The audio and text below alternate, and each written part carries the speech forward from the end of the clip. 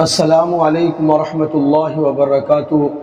الحمدللہ رب العالمین والصلاة والسلام علی سید الانبیاء والمرسلین وعلی آلہ واصحابہ اجمعین، اما بعد،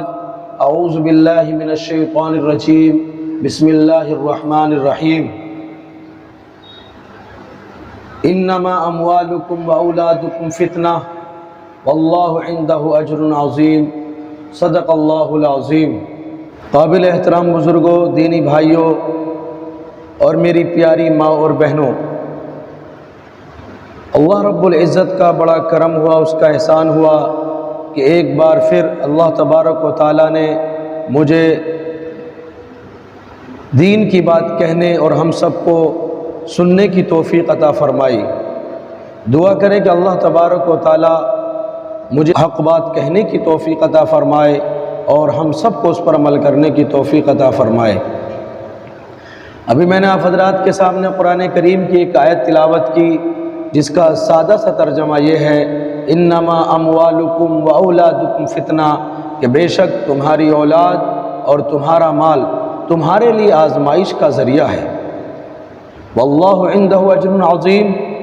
اور اجر عظیم تو رب العالمین کے پاس ہے۔ یعنی اللہ تبارک و تعالی انسان کو آزماتا ہے، کسی کو مال دے کر آزماتا ہے، کسی کو مال نہ دے کر آزماتا ہے، کسی کو اللہ تبارک و تعالی اولاد نواز کر آزماتا ہے اور کسی کو اللہ تبارک و تعالی اولاد سے محروم کر کے آزماتا ہے۔ جس کو اللہ تبارک و تعالی نے اولاد دی، اللہ تبارک و تعالی اس کو اس طور پر آزماتا ہے کہ ہم نے جو تمہیں یہ اولاد کی نعمت دی ہے، کیا تم اس نعمت کا استعمال صحیح طور پر کرتے ہو کہ یا نہیں؟ کیا تم اپنی اولاد کی صحیح تربیت کر کے اس آزمائش میں کامیاب ہوتے ہو کہ نہیں؟ اگر کوئی اللہ کا بندہ اپنی اولاد کو دینی تعلیم دیتا ہے، اپنی اولاد کو رب العالمین کا تعارف کراتا ہے، اپنی اولاد کو اسلام کا تعارف کراتا ہے، اپنی اولاد کو قرآن کا تعارف کراتا ہے، تو وہ اللہ کا بندہ اس آزمائش سے کامیاب ہو کر نکل جاتا ہے۔ اور جو انسان اپنی اولاد کو رب العالمین کا تعارف نہیں کراتے، نبی اکرم صلی اللہ علیہ وسلم کی سنتوں کا تعارف نہیں کراتے، قرآن کا تعارف نہیں کراتے، تو وہ لوگ آزمائش کے اندر پھنس جاتے ہیں۔ کتنے لوگ ایسے ہیں جو اپنی اولاد کے اوپر توجہ نہیں دیتے، حالانکہ رسول اللہ صلی اللہ علیہ وسلم نے ارشاد فرمایا کہ انسان اپنی اولاد کو دینی تعلیم سے زیادہ بہترین تحفہ عطا نہیں کر سکتا۔ اور آج ہم اور آپ دیکھتے ہیں کہ ماں باپ روتے پھرتے ہیں کہ ہماری اولاد ہمارا حق ادا نہیں کرتی، میری اولاد میرا کہنا نہیں مانتی، میری اولاد میرے کہنے کے مطابق زندگی نہیں گزارتی۔ لیکن ہم یہ بھول جاتے ہیں کہ جب وقت آیا تھا کہ ہم اپنی اولاد کا حق ادا کریں، اس وقت ہم نے اپنی اولاد کا حق ادا کیا کہ نہیں کیا؟ حضرت عمر رضی اللہ عنہ کے زمانے میں ایک صاحب حضرت عمر رضی اللہ عنہ کے پاس پہنچتے ہیں اور جا کر کہتے ہیں، اے امیر المؤمنین، میری اولاد میرا حق ادا نہیں کرتی۔ امیر المؤمنین حضرت عمر رضی اللہ عنہ نے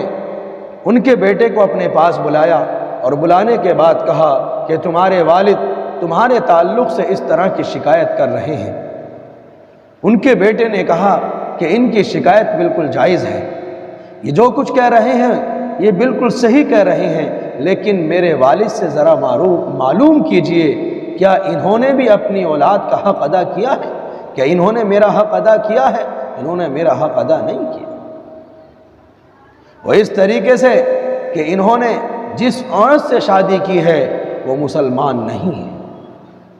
اس کے بعد میرا نام عجیب و غریب رکھا ہے اور مجھے دین کی تعلیم نہیں دی۔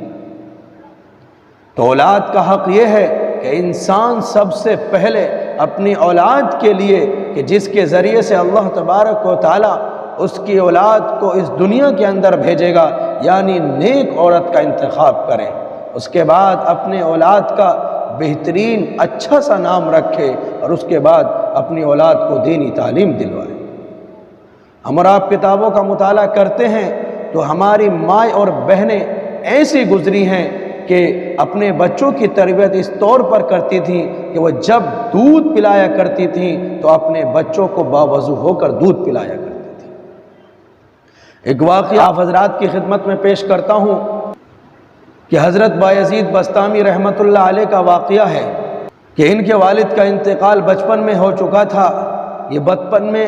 یتیم ہو چکے تھے اور ان کے والد کی تمنا تھی کہ میرا بیٹا حافظ قرآن بنے، میرا بیٹا عالم ربانی بنے، میرا بیٹا ولی کامل بنے۔ لیکن باپ کا انتقال ہو چکا تھا، بیوہ ماں گھروں میں کام کر کے اپنے گھر کا خرچہ چلایا کرتی تھی،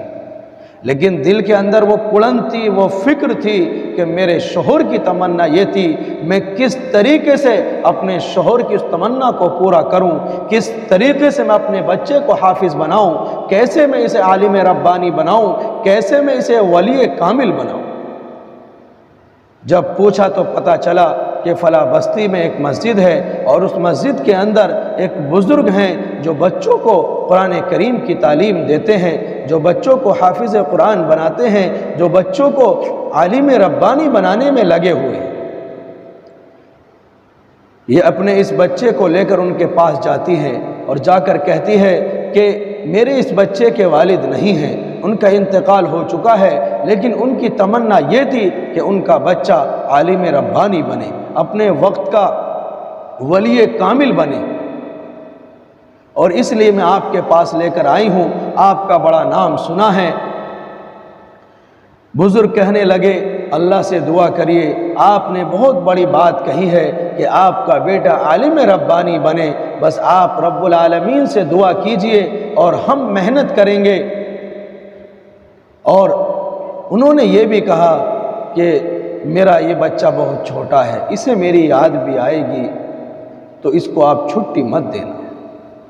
یہ کہہ کر وہ اپنے گھر چلی جاتی ہیں۔ کچھ دنوں کے بعد بچہ ہوا کرتا ہے، اسے اپنی امی کی یاد آتی ہے۔ استاد صاحب کے پاس جاتے ہیں اور کہتے ہیں کہ اے استاد صاحب، مجھے اپنی امی کی بہت یاد آ رہی ہے، میں اپنی امی سے ملنا چاہتا ہوں، مجھے چھٹی دے دیجئے، بس تھوڑی دیر کے لیے میں جاؤں گا اور اپنی امی سے مل کر میں واپس آ جاؤں گا۔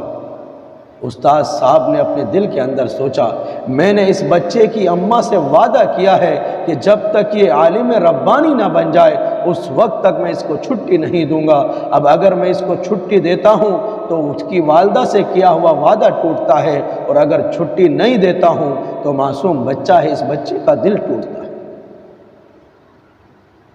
اللہ تبارک و تعالیٰ نے ان کے دل کے اندر بات ڈالی۔ انہوں نے بچے سے کہا کہ بیٹا، اگر تم اس سبق کو سنا دو گے شام تک یاد کر کے تو میں تمہیں چھٹی دے دوں گا۔ اور استاد صاحب نے سبق اتنا دیا کہ شام تک کوئی بچہ اس کو یاد نہیں کر سکتا تھا۔ بچہ سبق لے کر کمرے کے اندر چلا گیا اور سبق کو دیکھا تو سبق بہت زیادہ تھا، لیکن بچے کی امی نے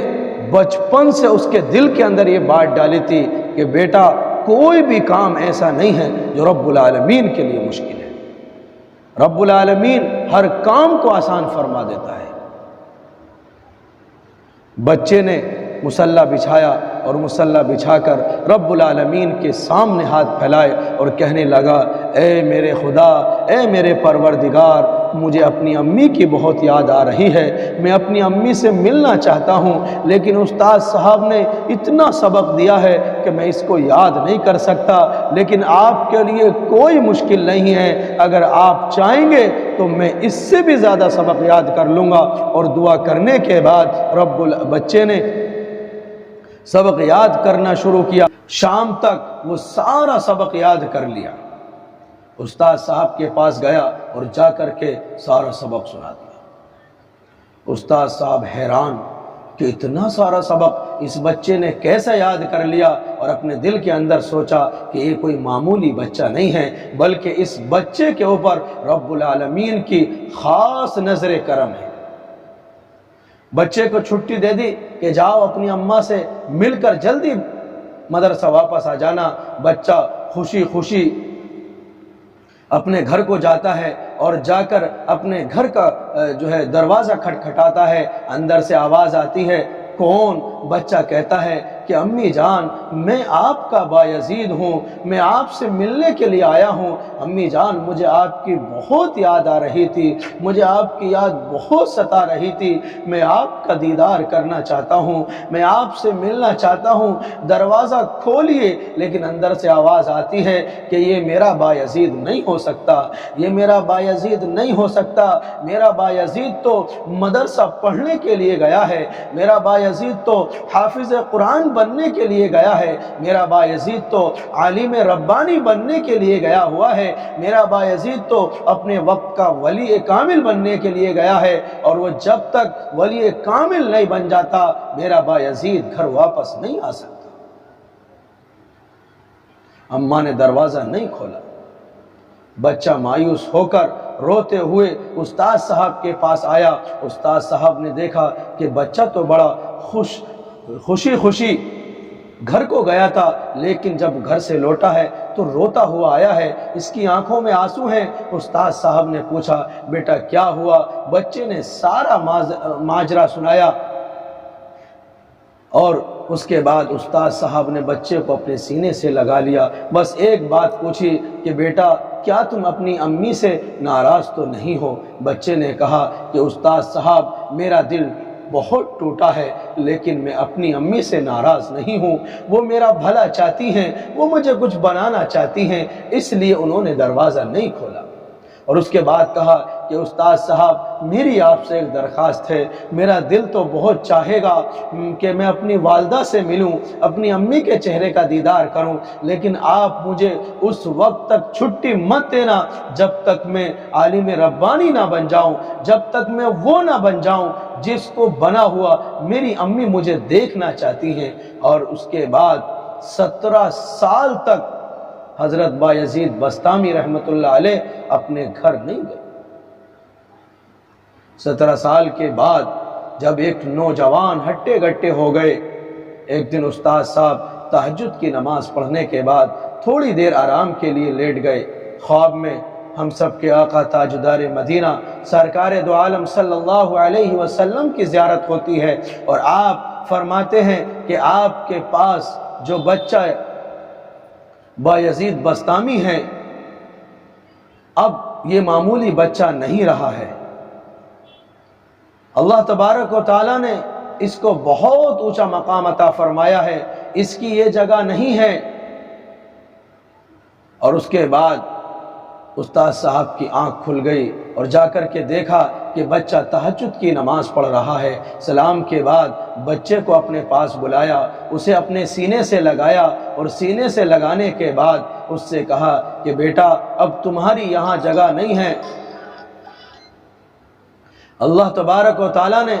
تمہیں اس امت کے کام کے لیے چنا ہے، امت میں دین کے کام کے لیے تمہیں چن لیا ہے، تم یہاں سے جا کر امت کے اندر دین کا کام کرو۔ اس کے بعد حضرت بایزید بسطامی رحمۃ اللہ علیہ اپنے استاذ کے گلے ملے، اور گلے ملنے کے بعد اپنی امی کے گھر پر جاتے ہیں۔ پہلے بھی گئے تھے، آج بھی گئے ہیں، لیکن آج دروازہ بند نہیں تھا، بلکہ دروازہ پہلی آواز میں کھل گیا، اور اس کے بعد اپنی امی کے سینے سے گلے سے جا کر چپٹ گئے۔ امی نے اپنے گلے سے لگایا، اور لگانے کے بعد اپنے بچے کو بٹھایا، بٹھانے کے بعد کہا کہ بیٹا ابھی میں تمہارے لیے کھانا تیار کروں گی، تمہیں شاندار کھانا کھلاؤں گی، لیکن اس سے پہلے میں اپنے رب کا شکر ادا کر لوں، جس رب نے مجھے یہ موقع دیا کہ میں اپنے بچے کو عالم ربانی ہوتا ہوا دیکھ رہا ہوں۔ کہنے کا مقصد یہ ہے کہ اللہ تبارک و تعالیٰ نے ہمیں جو اولاد عطا کی ہے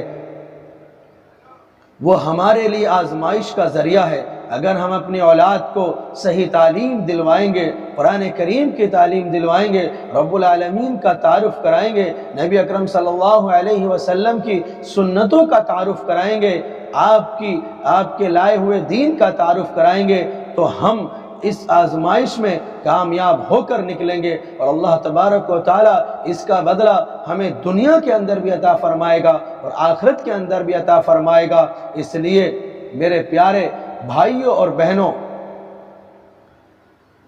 ہمیں یہ کوشش کرنی ہے کہ ہم اپنے بچوں کو دینی تعلیم دلوائیں۔ اتنی تعلیم تو کم از کم ہم اپنے بچوں کو دلوائیں کہ جس سے ہمارے بچے رب العالمین کو پہچاننے والے بن جائیں، قرآن کریم کو سمجھنے والے بن جائیں، رسول اللہ صلی اللہ علیہ وسلم کی سنتوں پر عمل کرنے والے بن جائیں، نماز کے پابند بن جائیں۔ اللہ تبارک و تعالی جو کچھ کہا گیا ہے ہمیں سننے سے زیادہ عمل کرنے کی توفیق عطا فرمائے۔ آمین وآخر دعوانا ان الحمدللہ رب العالمین۔ السلام علیکم ورحمۃ اللہ وبرکاتہ۔